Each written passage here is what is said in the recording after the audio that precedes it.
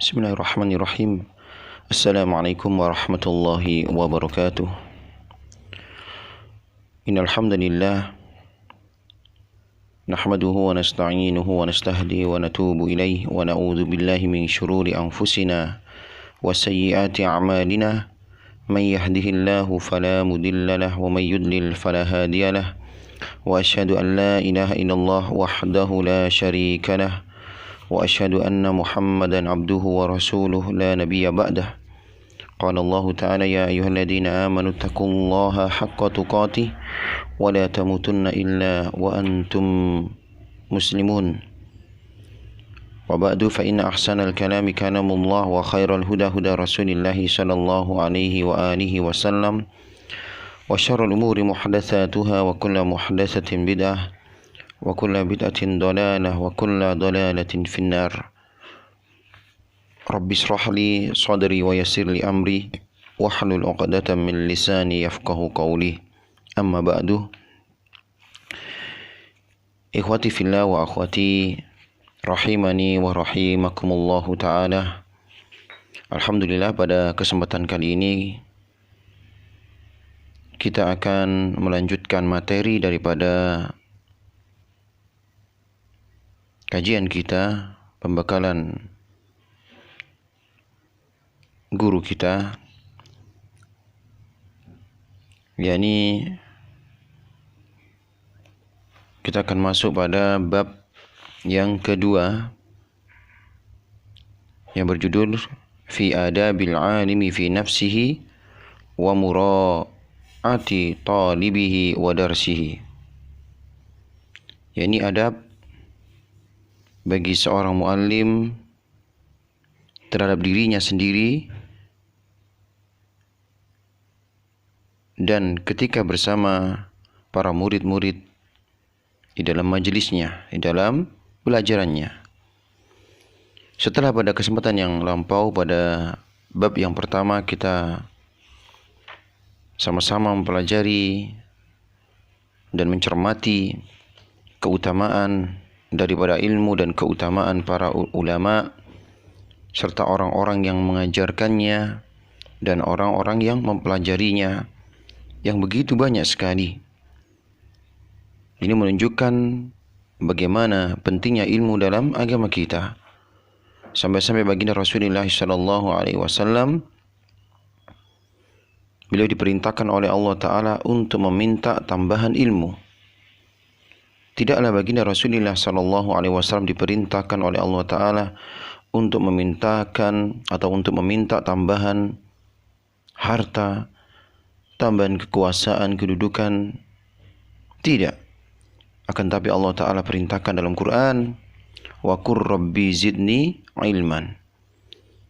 Dan katakan wahai Muhammad, rabbi zidni ilman. Wahai Rabbku, wahai Tuhanku, tambahkan untukku ilmu. Subhanallah. Dan ini menunjukkan bagaimana keutamaan ilmu. Ya, dan inilah juga yang disebutkan oleh Rasulullah sallallahu alaihi wasallam di antara orang-orang yang mereka dikecualikan daripada perkara-perkara yang ini merupakan mal'un, terlaknat. Sebagaimana sebenarnya sallallahu alaihi wasallam, ad-dunya mal'unatun mal'unun ma fiha. Bahwasanya dunia ini terlanat dan terlanat apa-apa yang ada di dalamnya. Illa zikrullah wa mawalahu, kecuali zikir kepada Allah dan apa-apa yang semisal dengannya. Wa alimun, dan kecuali juga orang-orang yang alim yang mengajarkan ilmunya. Wal muta'allim, dan orang-orang yang belajar ilmu. Subhanallah.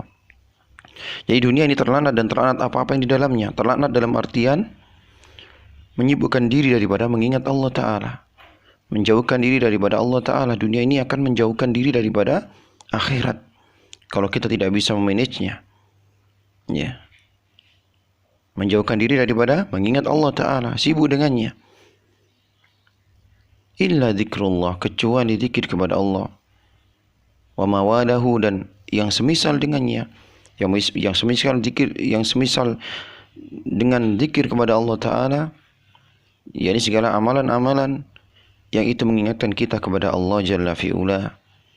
Nah, di antaranya ini ta'lim, di antara dari mendengarkan ataupun mengikuti majelis-majelis ilmu, subhanallah, membaca Quran dan yang lain sebagainya.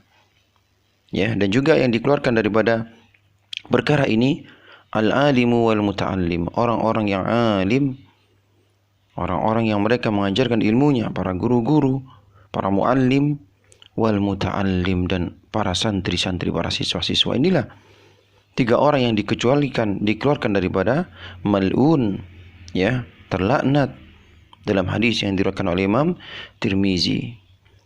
Nah, dan masih banyak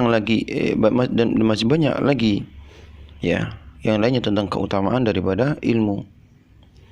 Nah, kita masuk pada materi kita pada bab yang kedua tentang adab seorang muallim untuk dirinya. Pasal yang pertama, fi adabihi fi nafsihi. Adab seorang muallim untuk dirinya.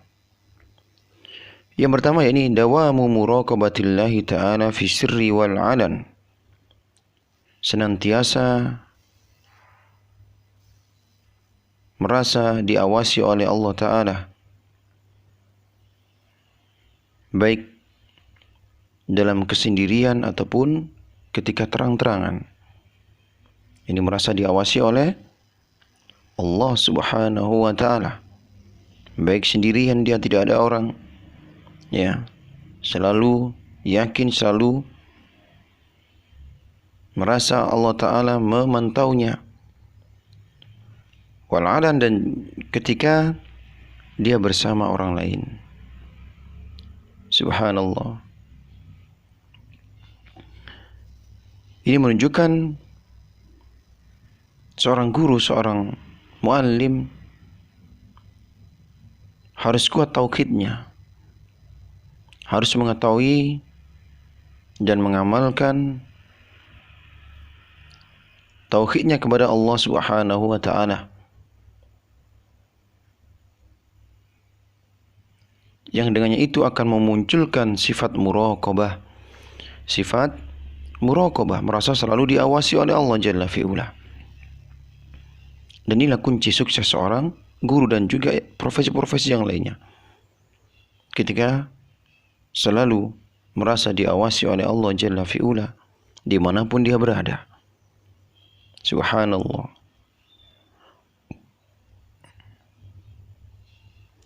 Wal muhafadatu ala khawfihi fi jami'i harakatihi wa sakanatihi. Senantiasa merasa diawasi oleh Allah Ta'ala dalam segala aktivitasnya, baik ketika beraktivitas ataupun ketika diamnya, wa aqwalihi wa af'alihi, dan selalu merasa diawasi oleh Allah Ta'ala pada setiap perbuatan-perbuatannya, ucapan-ucapannya. Fa innahu aminun ala ma udi'a minal ulum wa ma muniha minal hawas wal fuhum. Karena mereka, para muallim, orang-orang yang berilmu, orang-orang yang mereka diberikan amanah oleh Allah Ta'ala untuk menyampaikan ilmu. Subhanallah.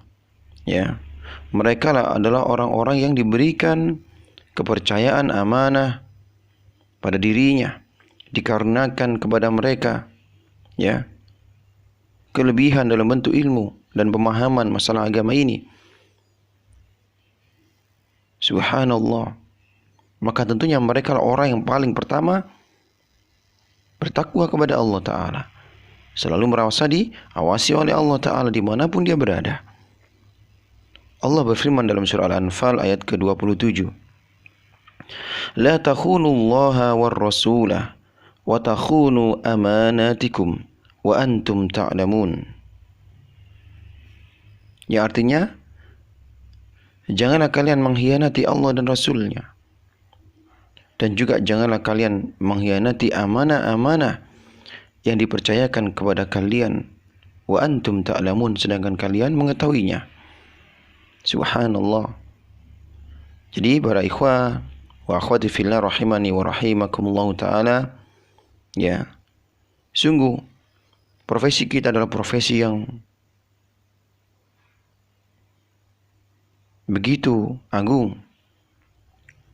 Yang pertama, yang kedua, dan juga begitu mengkhawatirkan. Ya, ketika tidak dibarengi dengan keikhlasan kepada Allah Ta'ala, kita tidak dibarengi dengan, ya, keikhlasan kepada Allah Ta'ala, subhanallah, ya, dengan kita mengajarkan ilmu, sungguh pahala akan mengalir di setiap, ya, detik kepada kita. Man dalla ala khair kafailihi. Rasulullah sallallahu alaihi wasallam bersabda, barang siapa yang menunjukkan seseorang kepada kebaikan, ya, maka orang tersebut akan mendapatkan pahala sebagaimana orang yang melakukan tadi. Ya. Subhanallah, kita bayangkan, ya, satu murid kita yang kita ajarkan kebaikan, kita ajarkan budi pekerti, kita ajarkan tauhid kepada Allah Ta'ala, kita ajarkan kepada yang sholat, kita ajarkan kepada mereka untuk berwudu dengan benar. Setiap mereka melakukan perkara yang kita ajarkan, maka pahalanya itu akan ditransfer kepada kita. Ini ketika satu murid. Bagaimana kalau murid kita itu ada 10 orang, 100 orang, 1000 orang? Ya, subhanallah. Ini diantara keutamaan seorang muallim ketika dia ikhlas kepada Allah Ta'ala. Ketika dia ikhlas kepada Allah Subhanahu wa Ta'ala, selalu merasa diawasi oleh Allah Subhanahu wa Ta'ala, bahwasanya yang dia lakukan, yang dia kerjakan ketika mengajar para murid-murid, ya, itu merupakan amanah yang Allah Ta'ala berikan kepadanya berupa ilmu. Maka kita tidak boleh menyia-nyiakan amanah ini. Ya, maka daripada itu hendaknya kita mengikhlaskan diri-diri kita. Kita mengajarkan anak kita karena Allah Tabaraka wa Ta'ala. Ini yang pertama. Karena Allah Ta'ala perintahkan kepada kita dalam surah Al-Bayyinah, wa ma umiru illa liya'budullaha mukhlishina lahuddin. Dan tidaklah mereka diperintahkan kecuali agar mereka mengikhlaskan ibadah-ibadah mereka. Tujuannya adalah kepada Allah Subhanahu wa Ta'ala. Rasulullah sallallahu alaihi wasallam bersabda dalam hadis yang panjang yang diriwayatkan oleh Imam Muslim tentang 3 orang pertama kali yang Allah Ta'ala masukkan ke dalam nerakanya. Ya. Yang kita sebutkan secara makna, yang pertama adalah orang-orang yang sewaktu di dunia dia berjihad di medan perang, kemudian gugur, kemudian Allah Ta'ala panggil orang tersebut. Allah Ta'ala sebutkan nikmat-nikmat yang Allah berikan sewaktu di dunia kepadanya, dan dia pun mengakuinya. Ya, dia pun berkata kepada Allah Ta'ala, ya Allah, sungguh ya Rabb, aku gunakan nikmat tersebut di jalanmu, aku ikut berperang di jalanmu, bertempur di jalanmu, dan aku terbunuh, gugur. Maka Allah Ta'ala katakan kepadanya, kadzabta, engkau berdusta, engkau berbohong.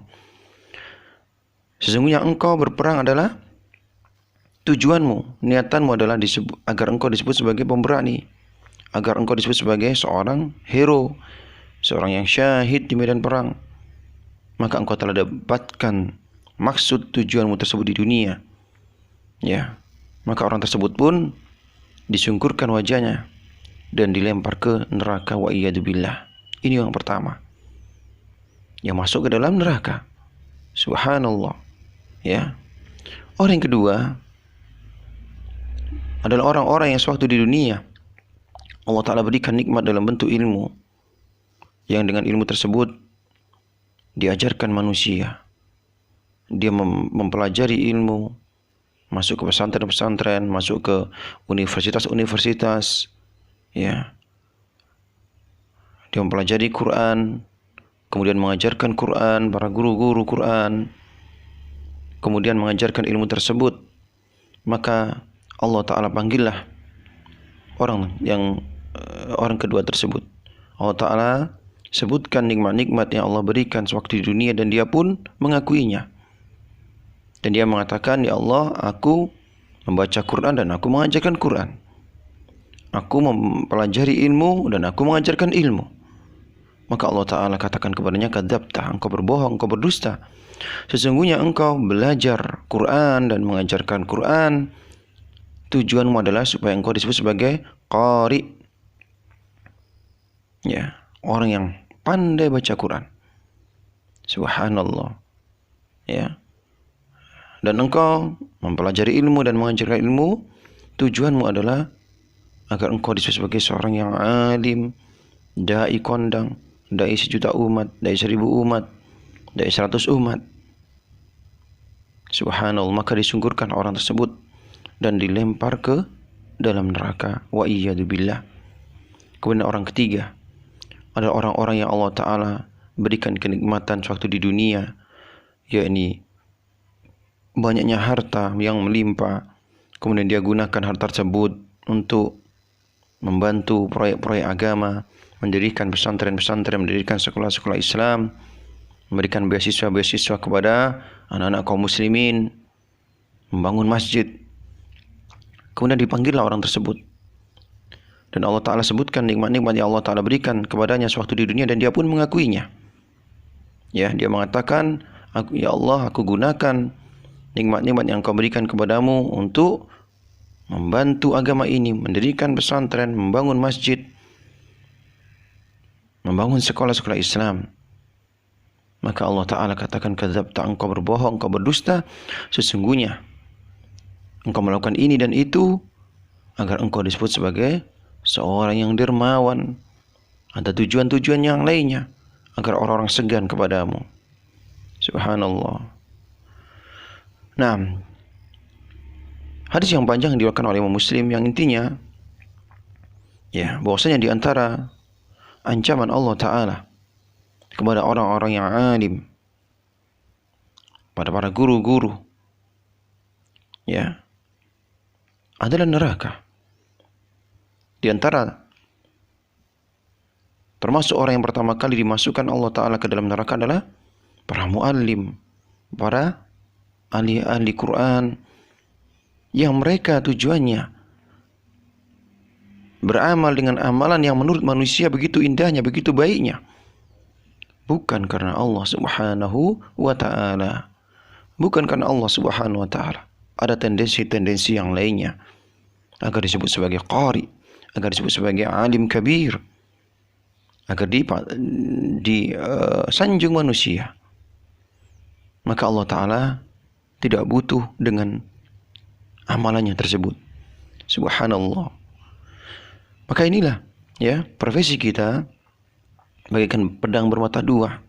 Yang satu akan mempercepat kita ke dalam surga, yang satu akan, ya, membuat kita masuk ke dalam neraka ketika kita tidak menjaga diri kita dari niatan-niatan yang bukan karena Allah Subhanahu wa Ta'ala. Maka pentingnya poin pertama ini, dawamu muraqabatillahi ta'ala, selalu merasa diawasi oleh Allah Ta'ala.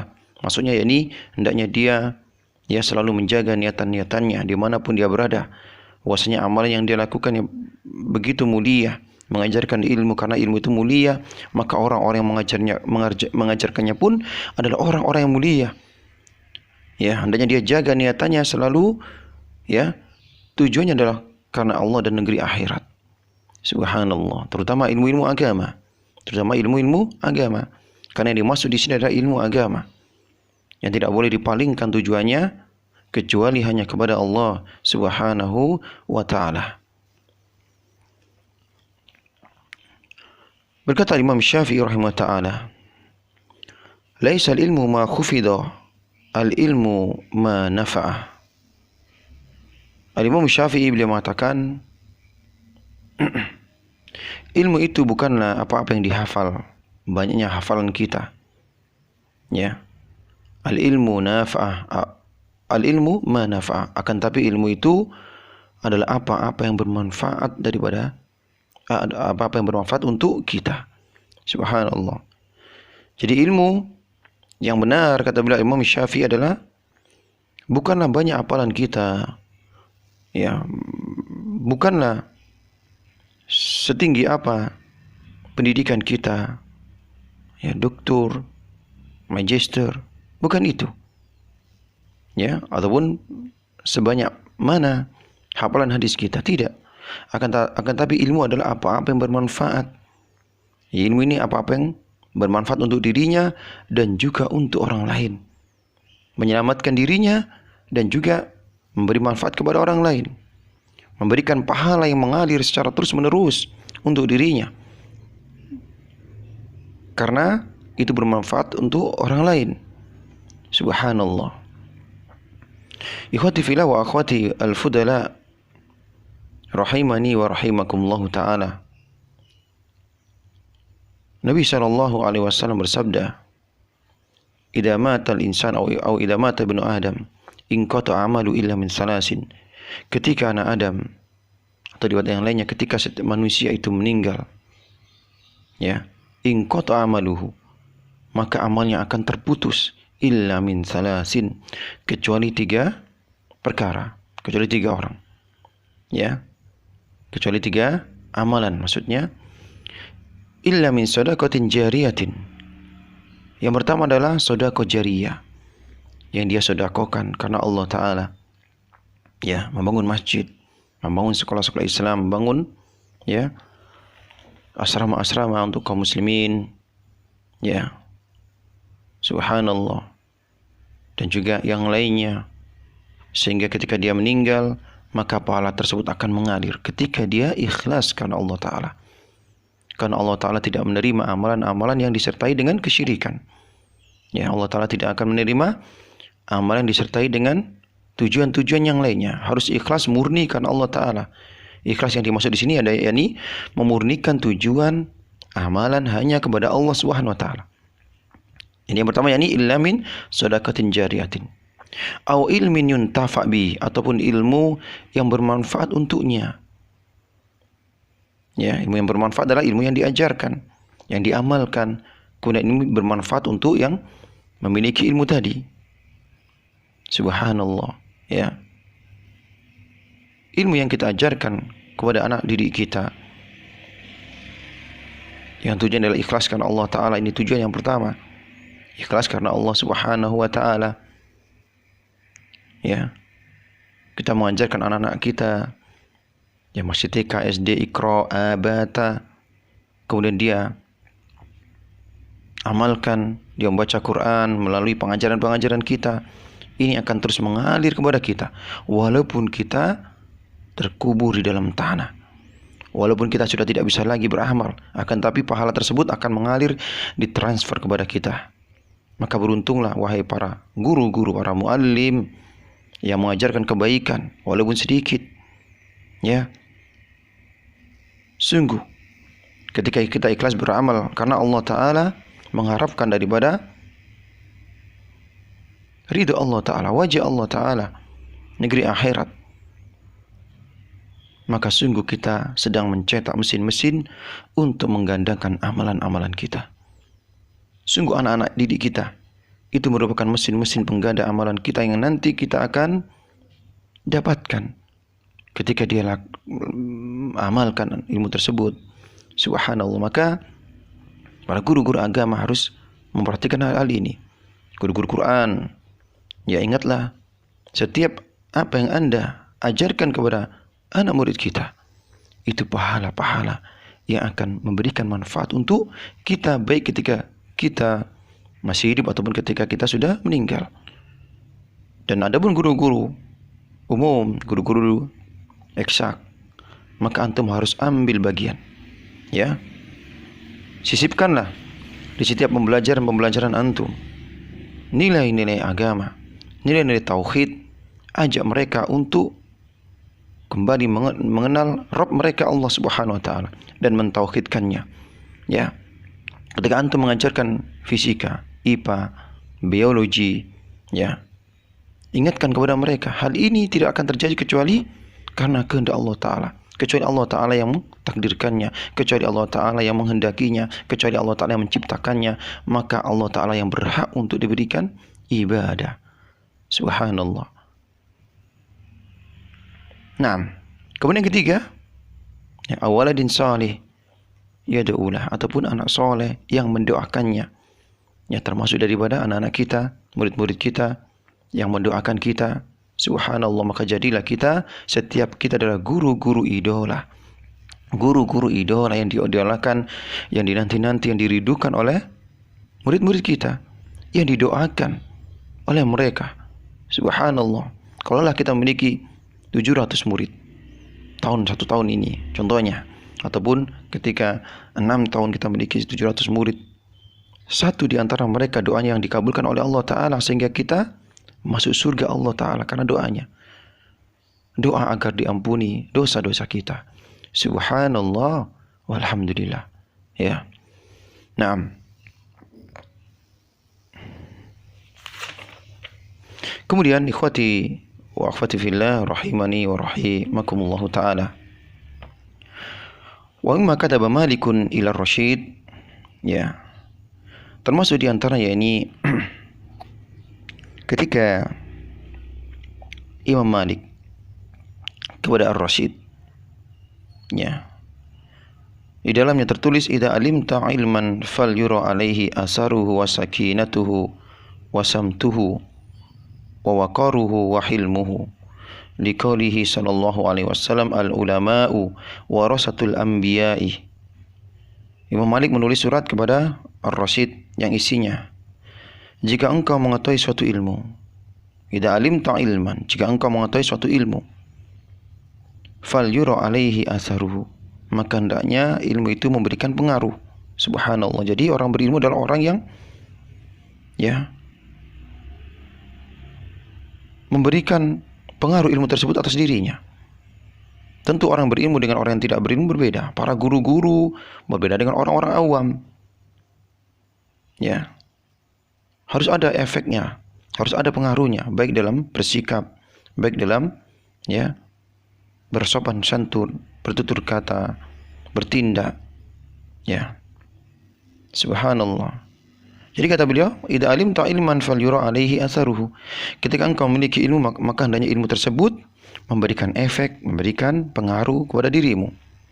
Wasakinatuhu wasamtuhu, ya, dan juga diantaranya, ya, memberikan ketenangan, pembawaan, samtuhu, kewibawaan, wawaqaru, yakni kewibawaan, wasamtuhu, dan diamnya diam, ya,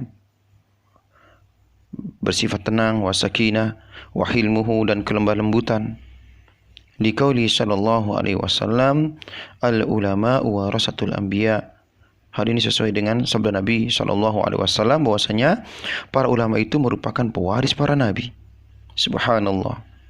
Maksud daripada perkataan Imam Malik ini, maka hendaknya ilmu itu, ya, memberikan efek kepada kita. Ya, yang sebelumnya kita belum berilmu, sekarang kita berilmu, ya, kita lebih mungkin kita lebih takut kepada Allah Ta'ala sehingga kita menjaga amalan-amalan kita daripada amalan-amalan yang dilarang oleh Allah Subhanahu Wa Ta'ala. Subhanallah. Dan juga setiap guru-guru tentunya harus memiliki kewibawaan. Kewibawaan dalam artian, ya, takutnya dia kepada Allah Ta'ala, yang dengannya itu dia menjauhi perkara-perkara yang buruk, ya, menjauhi segala perkara-perkara yang kotor, perkara-perkara yang menurut manusia itu merupakan perkara yang menurunkan martabat, muru'ah seorang yang membawa ilmu. Nah, qala Umar radhiyallahu anhu, berkata Umar bin Khattab radhiyallahu an, ta'allamul ilma wa ta'allamu lahu sakinata wal waqar. Beliau mengatakan, pelajarilah ilmu dan juga pelajarilah ketenangan dan kewibawaan. Subhanallah, ya. Dan berkata sebagian para salaf, haqqun 'alal alim an yatawadu'a lillahi fi sirrihi wa 'alaniyatihi wa yahtarisa min nafsihi wa yakif 'ala ma ushkila 'alaihi. Bahwasanya sepatutnya bagi seorang guru, seorang muallim itu selalu bertawadu, karena Allah Ta'ala dalam setiap keadaannya, baik sendiriannya ataupun ketika terang-terangan, menjaga diri daripada apa-apa yang itu merupakan perkara yang samar baginya, perkara-perkara yang tidak patut untuk dilakukan oleh seorang muallim. Subhanallah. Nah, Allah Ta'ala alam bisawab. Mungkin ini pertemuan kita yang kedua. Semoga bermanfaat. Subhanakallahumma bihamdik asyhadu an la ilaha illa anta astaghfiruka wa atubu ilaik. Wassalamualaikum warahmatullahi wabarakatuh.